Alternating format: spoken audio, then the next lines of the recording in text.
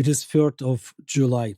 A few hours ago, my acquaintance Victoria Amelina passed away in the intensive care unit. Doctors fought for her life for over 5 days, but a miracle did not happen. Victoria was in the same cafe in Kramatorsk that was hit by a Russian rocket. She was accompanying a group of writers from South America on their journey to eastern Ukraine. They came to this cafe to have lunch. She herself was a writer and an extraordinary person. The Russians are now rejoicing at her death. They have declared that everyone who died in that cafe were foreign mercenaries or NATO instructors. 13 people in total, including the 14-year twin sisters, the young waiter and Victoria, they all considered mercenaries by the Russians. On their television, Russian politicians and so-called journalists demand more frequent missile strikes and the killing of more Ukrainians. They really liked the mass murder of innocent people, and they want more of it. The longer the war lasts, the more friends and acquaintances die in it, both military personnel and civilians. Cemeteries in Ukrainian cities are growing every day. The number of human tragedies is impossible to count. A few weeks ago, I was visiting the mother of a soldier who was executed by the Russians on camera after being captured.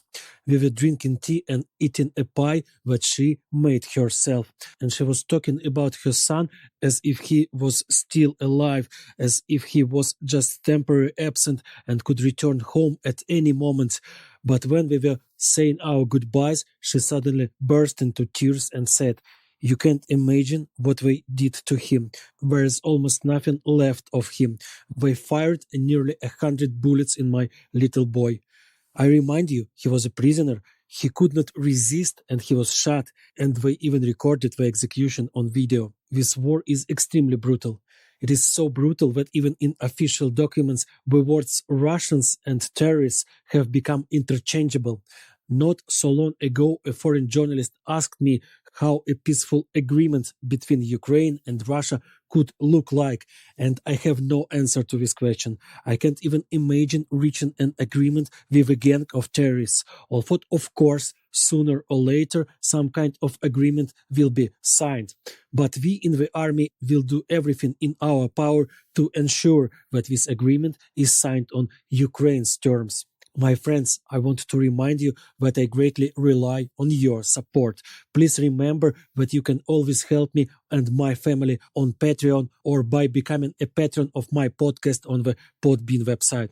You can set up regular contributions starting from just $1, and it would mean a lot to me. Thank you for assisting me. Thank you for your letters and words of encouragement. I am proud of my listeners, and I'm glad that you stay with me.